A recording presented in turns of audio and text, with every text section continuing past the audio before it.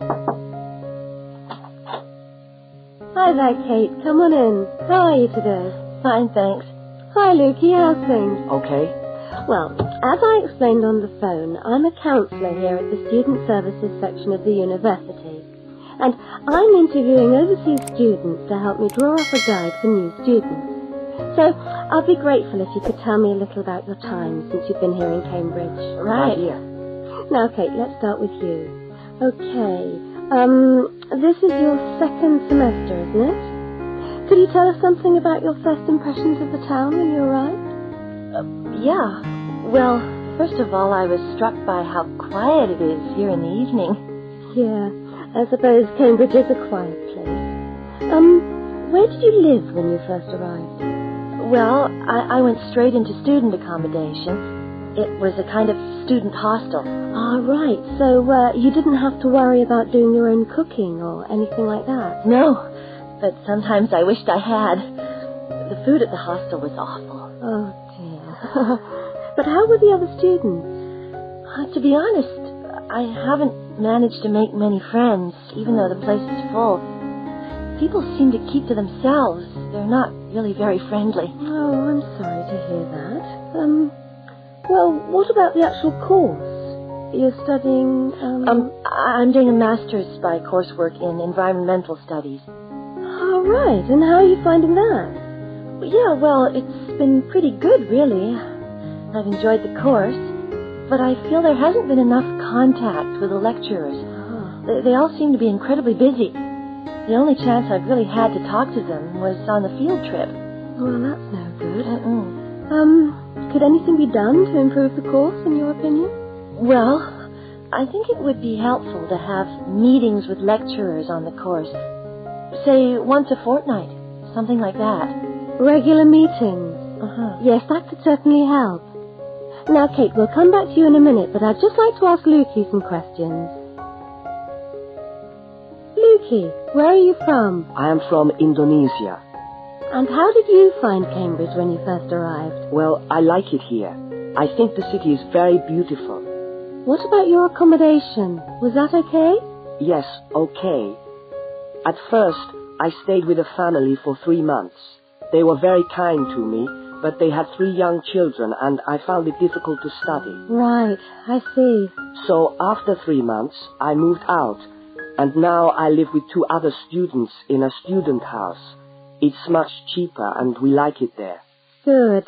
And what about your studies? What are you studying? I'm doing a Bachelor of Computing. Computing, I see.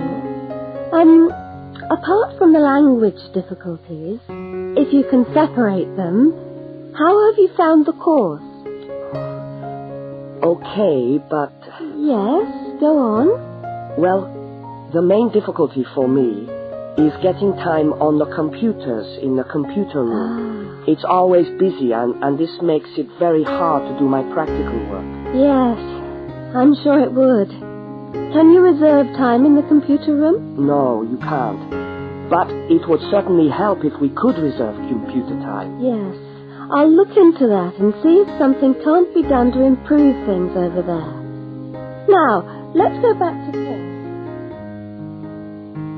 Well, last week we talked about buying camping equipment, and today I'd like to talk to you about buying a bicycle. A simple enough exercise, you might imagine, but there are lots of things to look out for to make sure you get the best deal for your money. Well, the range of bicycles is enormous. There are racing bikes, touring bikes, mountain bikes, or just plain ordinary bikes for riding around town. They vary enormously in 2 basic ways: price and quality. This means that the choice you make will probably be determined by the amount of money you want to pay, your own personal needs, what is actually available, or a compromise of all 3 things. However, in broad terms, you can spend anything from $50 to $2,000 on a bike, so you'll need to know what you're looking for. Single-speed cycles, that is bikes with no gears, are really only suited to short, casual rides. Their attraction is their simplicity and reliability. After years of neglect, they still manage to function, though not always too efficiently. If it's basic transport you're after, then you can't go wrong. 3-speed cycles, on the other hand, are all that is really necessary for most town riding, going to the shops and things like that. Like the single-speed bike, they're simple and reliable. If you're going to be going up and down lots of hills, then you'll probably want something more efficient. 5 and 10-speed bicycles are best suited to riding over long distances or hilly terrain and to serious touring. So if it's serious touring you're interested in, get a 5 or 10-speed bike. However, it's worth remembering that the difference in price between a 5 and 10-speed cycle is usually very little, and so it's well worth paying that little bit extra to get the 10-speed one. So I would tend to recommend the 10-speed bike as the price is similar. However, you'll be getting better quality components. Now the next thing we need to look at is size. Buying a cycle is like buying clothes. First of all you find the right size and then you try it on to see if it fits. Contrary to what you might imagine, the size of the cycle is not determined by the size of the wheels, except in children's cycles, but by the size of the frame. So you'll need to measure the length of your legs and arms to get a frame that is the right size for you. Well, that's all from Helpful Hints for today. Hi there, Martin. How are you going with your Australian Studies tutorial paper? Oh, good. I finished it, actually. Lucky you. What did you do it on? I'm still trying to find an interesting topic. Well, after some consideration, I decided to look at the history of banana growing in Australia. Banana growing? Yeah, banana growing. Fascinating, I'm sure. Well, it's not as boring as you'd think. And I wanted to tie it into the work I've been doing on primary industries and the economy. Anyway, I bet there are a few things you didn't know about bananas. Such as? Such as the fact that bananas were among the first plants ever to be domesticated. Oh, really? Yeah, they're an extremely nourishing food. I suppose you're going to tell me the whole history of banana growing now, aren't you? Well, it'll be a good practice run for my tutorial next week. I'll do the same for you sometime. Okay, fire away. So where were these bananas first domesticated? According to my research, the Cavendish banana, which is a type of banana, and the first type to be cultivated here, actually originated in China, but they had a fairly roundabout route before they got to Australia. You mean they didn't go straight from China to Australia? No, they didn't. It seems that in 1826, bananas were taken from South China to England. I suppose they'd have made a welcome addition to the English diet. Yes, I'm sure. Well, apparently there was an English duke who was particularly fond of bananas, and he used to cultivate them in his hothouse, which is where you have to grow them in England, of course, because of the cool climate. And they became quite popular in the UK. So he was the one responsible for cultivating the Cavendish banana, which was then introduced into Australia. I see, and we've been growing them ever since. Yeah. Are they hard to grow? Well, yes and no. To grow them in your garden, no, not really. But to grow them commercially, you need to know what you're doing.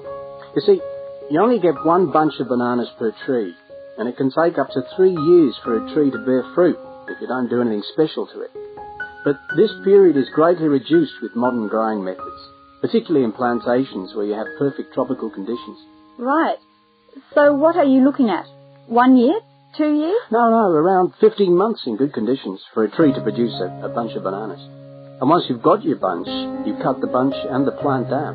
So how do the trees reproduce then? Well, bananas are normally grown from suckers, which spring up around the parent plant, usually just above the plant. They tend to like to grow uphill, or at least that's the common wisdom. So that's why banana plantations are usually on hillsides, is it? Yeah, they grow best like that. That's interesting. If you plant them in rich soil and give them plenty of water at the beginning of summer, then they should be well advanced by the beginning of winter, when growth virtually stops. But in a country like England, they're hard to grow. Although you can grow them in a hothouse. But in Australia, it's not difficult. No, though even here, the growers put plastic bags around the bunches to protect them and keep them warm. If you go up to the banana growing districts, you'll see all these banana trees with plastic bags on them. But how do they stop the bananas going bad before they reach the shops? Well, the banana bunches are picked well before the fruit's ripe. Once you cut the bunch, the bananas stop growing, but they do continue to ripen. The interesting thing is that once one banana ripens, it gives off a gas which then helps all the others to ripen. So they pretty much all ripen within a few hours of each other. Amazing. So do we export lots of bananas overseas to Europe and Asia, for instance? Well, oddly enough, no. I believe New Zealand takes a small proportion of the crop, but otherwise, well, they're mostly grown for the domestic market, which is surprising when you think about it, because we grow an enormous number of bananas each year. Yes, well, thank you for all that information. I'm sure the tutorial paper will go really well. You certainly seem to have done your research on the subject. Let's hope so.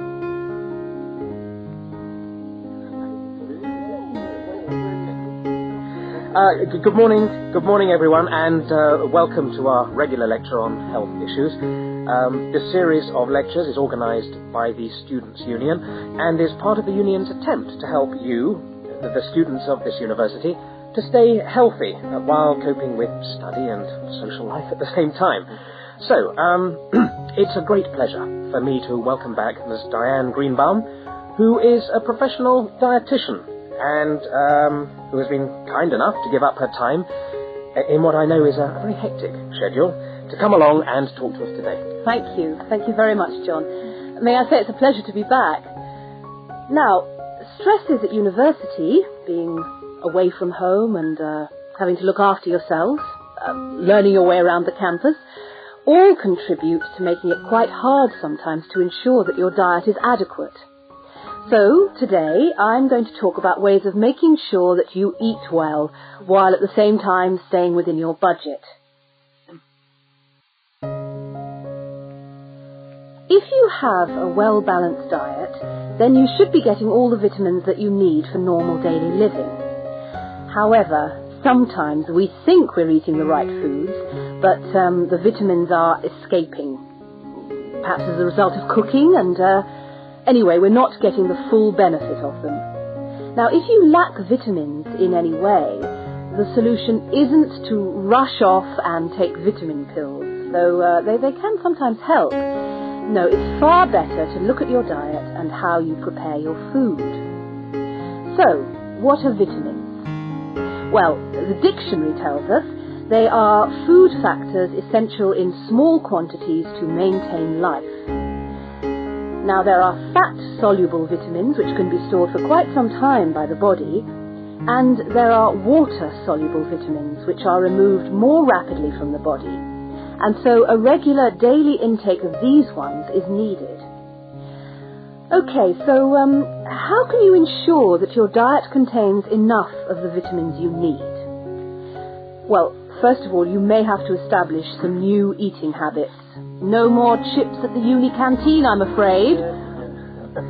Now, firstly, you must eat a variety of foods. Then you need to ensure that you eat at least 4 servings of fruit and vegetables daily.